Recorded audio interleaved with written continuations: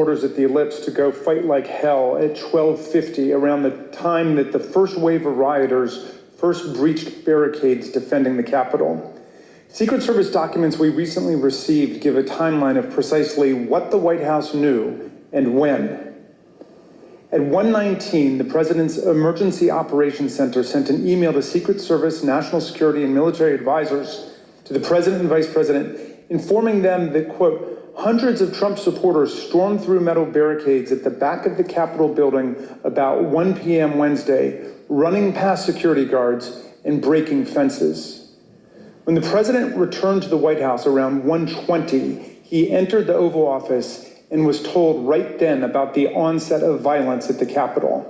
From that point until approximately 4 p.m., over the next 2 hours and 40 minutes, the President stayed in the White House dining room, attached to the Oval Office, and watched this unprecedented assault take place at the Capitol. We have testimony from several members of the President's White House staff establishing that President Trump refused entreaties from his closest advisors and family members to tell his supporters to stand down and leave the Capitol. Here's the testimony of President Trump's White House counsel, Pat Cipollone. I can't talk about conversations with the President, but I can generically say that I said, people need to be told, there needs to be a public announcement fast that they need to leave the Capitol. And Pat, could you let us know approximately when you said that? Approximately when? Almost immediately after I found out people were getting into the Capitol or approaching the Capitol in a way that was violent. Who on the staff did not want people to leave the Capitol? On the staff? In the White House. I can't think of anybody, on that day who didn't want people to get out of the Capitol once particularly once the violence started. No. I mean,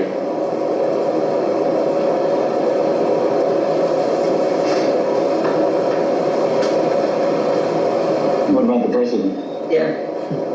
Well, she said the staff. So I answered. No, I said in the White House. Oh, I'm sorry. I apologize. I thought you said who else on the staff.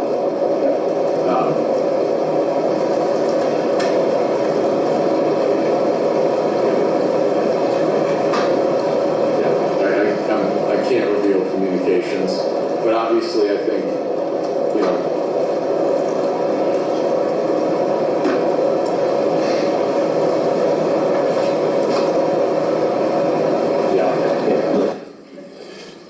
Mr. Cipollone's testimony is corroborated by multiple other White House staff members, including Cassidy Hutchinson. Here's Ms. Hutchinson describing what she heard from Mark Meadows. He had said something to the effect of, you heard him, Pat. He doesn't want to do anything more. He doesn't think they're doing anything wrong. A former White House employee with national security duties similarly recalled an exchange between Mr. Cipollone and Eric Hirschman about President Trump's inaction against the mob assault underway at the Capitol. Mr. Hirschman said something to Mr. Cipollone. He seemed to relay that, the president didn't want anything done. Throughout this period, some of the president's most important political allies, family members, and senior staff all begged him to tell his supporters to disperse and go home. They included Sean Hannity, Laura Ingraham, and other allies at Fox News, his son, Donald Trump Jr., the House Minority Leader, Kevin McCarthy, others in Congress and officials in the cabinet and the executive branch. All of them made appeals to Donald Trump, which he rejected and he ignored. The Select Committee interviewed several people who were in the dining room with Donald Trump that afternoon, and every single one of these witnesses told us that he was watching the violent battles rage on television. He did not call his Secretary of Defense or the National Guard, the Chief of the Capitol Police, or the Chief of the Metropolitan Police Department. And to your knowledge, was the president in that private dining room the whole time that the attack on the Capitol was going on? Or did he ever go, to, again, only to your knowledge, to the Oval Office, to the White House Situation Room, anywhere else? So that's my recollection. He was always in the dining room. Yeah, what did they say, Mr. Meadows or the president, at all, during that brief encounter that you were in the dining room? What do you recall? I think they were, I read he was watching TV. Do you know whether he was watching TV in the dining room when you talked to him on January 6th? It's my understanding he was watching television. When you were in the dining room in these discussions, was the violence at the Capitol visible on the screen on the television? Yes. As the president watched the bloody attack unfold on Fox News from his dining room, members of Congress and other government officials stepped into the gigantic leadership void created by the president's chilling and studied passivity that day.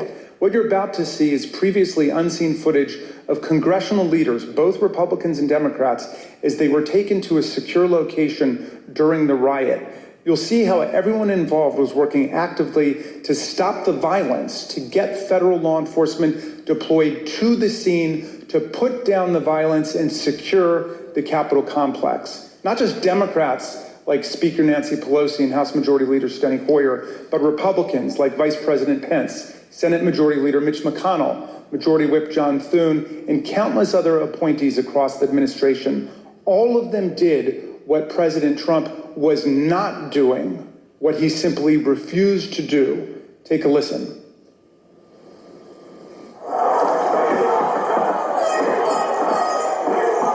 We're trying to get surrounded. They're taking the North Front scaffolding.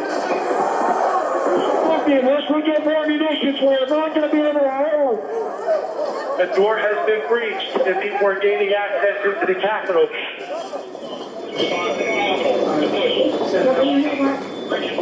We have got to finish the proceedings, or else it will have to come to Senator Schumer is at a secure location, and they're locked down in the Senate. There has to be some way we can maintain the sense that people have that there's some security or some confidence that government can function and that we can elect the President of the United States. Did we go back into session? We did go back into session, but now apparently everybody on the floor is putting on tear gas masks to prepare for a breach. Well, I'm trying to get more information. They're putting on their tear gas masks.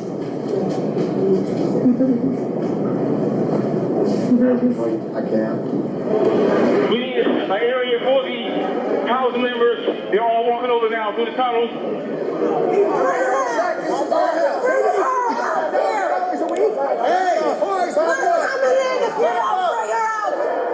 I'm going to call up the effing Secretary of DOD. We have some senators who are still in their hideaways.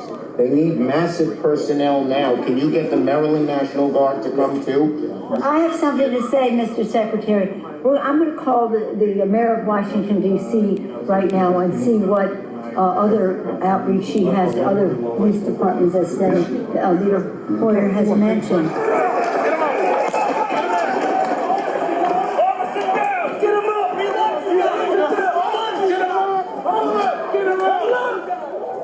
Hi, Governor. This is Nancy. Governor, I don't know if you have been approached about the Virginia National Guard. Mr. Hoyer was speaking to Governor Hogan, but I still think you probably need the okay of the federal government in order to come into another jurisdiction.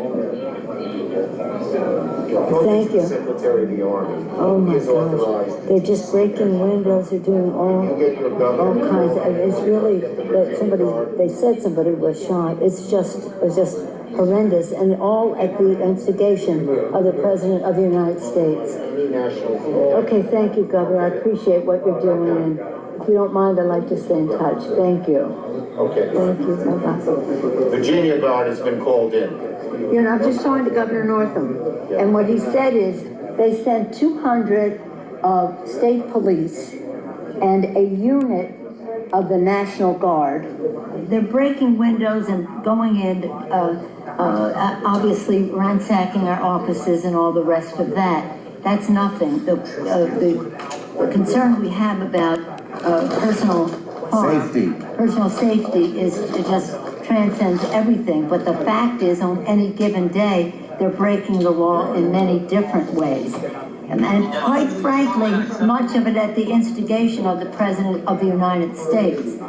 And now, if he could at least somebody. Yeah, why don't you get the president to tell them to leave the Capitol, Mr. Attorney General, in your law enforcement responsibility? A public statement, they should all leave.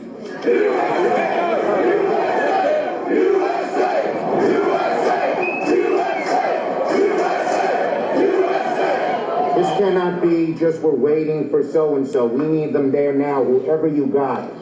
You also have troops, this is Steny Hoyer, troops. Okay, so we have a little bit of time to make that decision. Andrews Air Force Base. All right. Other military bases. Thank you. We Thanks, need Paul. active duty National Guard. How soon in the future can you have the place evacuated, pulled, cleaned out?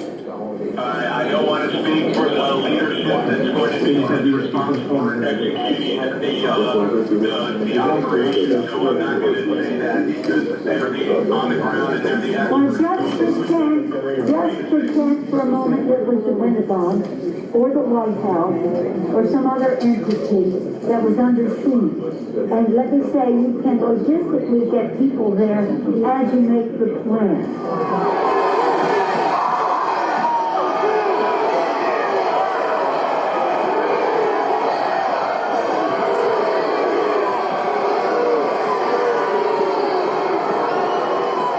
We're trying to figure out how we can get this job done today. We talked to Mitch about it earlier. He's not in the room right now, but he was with us earlier and said, we want to expedite this, and hopefully they could confine it to just one complaint, Arizona, and then we could vote, and it would be, then just move forward with the rest of the state. The overriding wish is to do it at the Capitol. What we are being told very directly is it's going to take days for the Capitol to be okay again. We've gotten a very bad report about the condition of the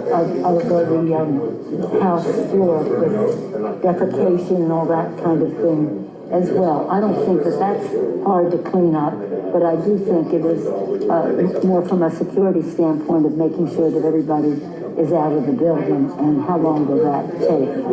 I just got off with the Vice President. And I got off with the Vice President-elect. So I'll tell you. Okay, but what we left the conversation with, because he said he had the impression from Mitch that Mitch wants to get everybody back to do it there. Yes. I said that what we're getting a counterpoint that is, it could take time to clean up the poo-poo that they're making all over literally and figuratively in the Capitol, and that it may take days to get back. And I'm at the Capitol building. I'm literally standing with the Chief of Police of the U.S. Capitol Police. He just informed me what you will hear through official channels. Paul Irving, your sergeant at arms, will inform you that their best information is that they believe that the House and the Senate will be able to reconvene in roughly an hour. Good news. Sergeant at arms will be in touch about the process for getting members back in the building. Thank you very much, Mr. Vice President. Good news.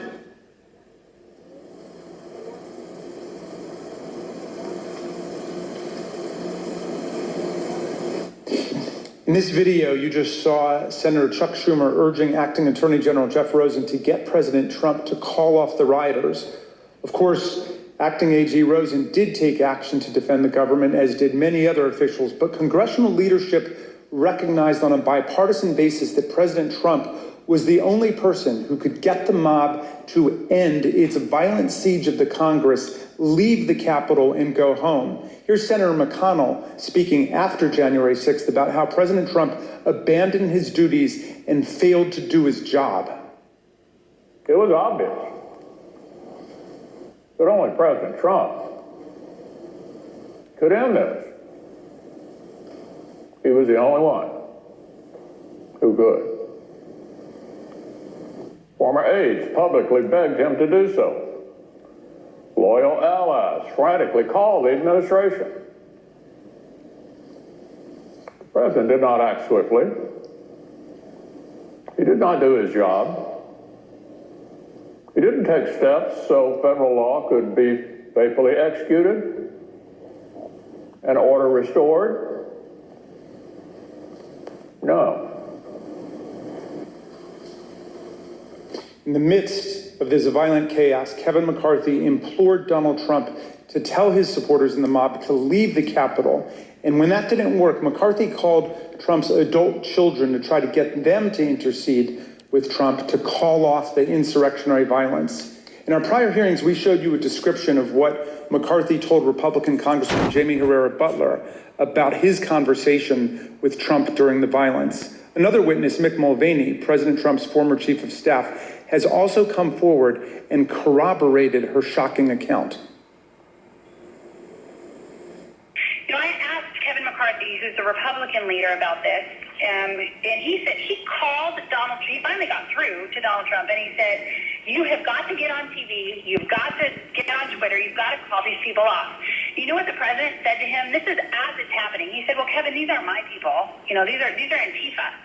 And Kevin responded and said, no, they're your people. They literally just came through my office windows, and my staff are running for cover. I mean, they're running for their lives. You need to call them off. And the president's response to Kevin, to me, was chilling. He said, well, Kevin, I guess they're just more upset about the election, theft than you are. And that's, you've seen widespread reports of Kevin McCarthy and the president having basically a swearing conversation. That's when the swearing commenced, because the president was basically saying, nah, I'm okay with this. I had a conversation at some point in the day or week after the riot with Kevin McCarthy. Yeah, it was very similar to what Jamie had, the conversation she had retold about how he called and asked the president to get them to stop. The president told him something along the lines of, Kevin, maybe these people are just more angry about this than we are, maybe more upset. I had the conversation similar to that with Kevin in the day to week after the riot. And we know how Kevin McCarthy described President Trump's conduct, both in public and in private. The president bears responsibility for Wednesday's attack on Congress by mob rioters. He should have immediately denounced the mob when he saw what was unfolding. These facts require immediate action by President Trump. Accept his share of responsibility, quell the brewing unrest, and ensure President-elect Biden is able to successfully begin his term. But let me be very clear to all of you, and I've been very clear to the president. He bears responsibilities for his words and actions. No ifs, ands, or buts. I asked him personally today, does he hold responsibility for what happened? Does he feel bad about what happened? He told me he does have some responsibility for what happened. And he needs to acknowledge that. 2:24 p.m., knowing the deadly riot was now bearing down on his own vice president, President Trump composed and sent a tweet attacking Vice President Pence, accusing him of cowardice for not unilaterally rejecting Electoral College votes for Joe Biden and simply handing Trump the presidency. The impact of that tweet was foreseeable and predictable. It further inflamed the mob, which was chanting, "Hang Mike Pence," and provoked them to even greater violence. This deliberate decision to further enrage the mob against Vice President Pence cannot be justified by anything that President Trump might have thought about the election. The tweet came precisely at the time Pence's Secret Service detail was most seriously concerned for the vice president's physical safety. We've obtained new documents from the Secret Service, real-time chats that underscore the threat they knew the vice president would be facing because of the president's escalating incitement of the mob. After Trump's tweet, one agent in the Secret Service's intelligence division immediately warned, POTUS just tweeted about Pence, probably not going to be good for Pence. Another agent reported the dramatic impact of Trump's anti-Pence tweet on his followers. POTUS said he lacked courage, over 24,000 likes in under 2 minutes. Employees at Twitter were nervously monitoring the situation. They knew that certain Twitter users were rioting at the Capitol and tweeting about it at the same time. As the afternoon progressed, the company detected a surge in violent hashtags on the platform, including lines of lethal incitement like "execute Mike Pence." Listen to this former Twitter employee, Anika Navarroli, who first came to the committee anonymously, but has now bravely agreed to be named because she wants to speak out about the magnitude of the threats facing our people. And you were also seeing content on the platform at that time that was threatening towards the vice president. Hashtag execute Mike Pence. They were literally calling for his execution. As this tweet was going out. Yes, and in response to this tweet too, because I think as many of Donald Trump's tweets did, it again fanned the flames, and it was individuals who were already constructing gallows, who were already willing and able and wanting to execute someone and looking for someone to be killed.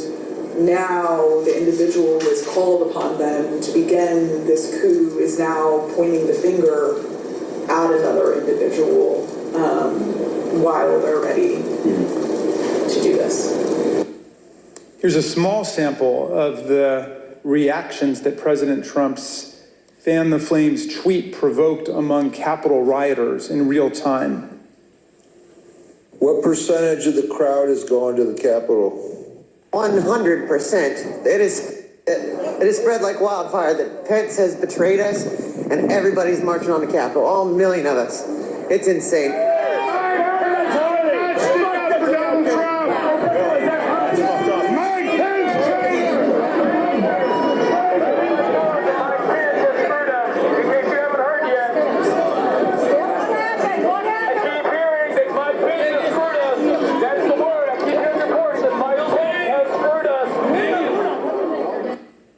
Between 2:30 and 2:35, within 10 minutes of President Trump's tweet, thousands of rioters overran the line that the Metropolitan Police Force's Civil Disturbance Unit was holding on the west side of the Capitol. This was the first time in the history of the Metropolitan Police Department that a security line like that had ever been broken. President Trump's conduct that day was so shameful and so outrageous that it prompted numerous members of the White House staff and other Trump appointees to resign. In prior hearings, you've heard Deputy National Security Advisor Matt Pottinger and Deputy White House Press Secretary Sarah Matthews explain why they felt compelled to resign on that day. Since then, we've spoken to more high-ranking officials, like President Trump's envoy to Northern Ireland and former Chief of Staff Mick Mulvaney, and Transportation Secretary Elaine Chao, who resigned after the 6th in protest of Trump's misconduct and to dissociate themselves from his role in the violence. Take a listen to what they had to say. I was stunned by violence and was stunned by the president's apparent indifference to the violence. And now is the time for the president to be presidential. I thought he failed at doing it. I thought he failed at a critical time to be the sort of leader that the nation needed. I think the events at the Capitol, however they occurred, were shocking. And it was something that, as I mentioned in my statement, that I could not put aside. And at a particular point, the events were such that it was impossible for me to continue, given my personal values and my philosophy. I came as an immigrant to violence in any way, but rather to excuse and glorify it. Significantly, he made it clear that he considered the violence perfectly foreseeable and predictable. Check it out. These are the things and events that happen when a sacred landslide election victory is so unceremoniously, viciously stripped away from great patriots who have been badly, unfairly treated for so long. These are the things that happen, he said, giving the whole game away. Trump was telling us that the vice president, the Congress, and all the injured and wounded cops, some of whom are with us today, got what was coming to us. According to Trump, January 6th should not be a day that lives in shame and infamy in our history, but rather in glory. Remember this day forever, he wrote proudly, as if he were talking about D-Day or the Battle of Yorktown. Trump did nothing to stop the deadly violence for obvious reasons. He thought it was all justified, he incited it, and he supported it. Would it have been possible at any moment for the president to walk down to the podium in the briefing and talk to the nation at any time between when you first gave him the advice at 2 o'clock and 4:17 when the video statement? Would that have been possible? Would it have been possible? Yes. Yes, it would have been possible.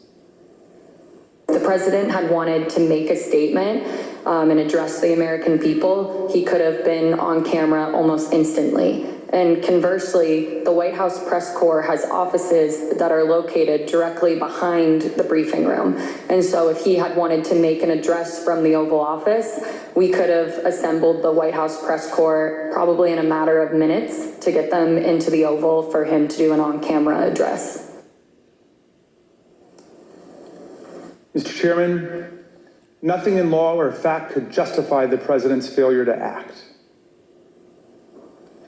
And I assume you also would agree the president has a particular obligation to take care that the laws be faithfully executed. That is one of the president's obligations, correct. Mr. Chairman, in numerous places, our Constitution strongly opposes insurrection and rebellion. Article 1 gives Congress the power to call forth the militia to suppress insurrections. Section 3 of the 14th Amendment disqualified from holding federal and state office anyone who has sworn an oath to defend the Constitution but betrays it by engaging in insurrection or rebellion. It was President Lincoln at the start of the Civil War in 1861 who best explained why democracy rejects insurrection. Insurrection, he said, is a war upon the first principle of popular government, the rights of the people. American democracy belongs to all the American people, not to a single man. Thank you, Mr. Chairman. I yield back.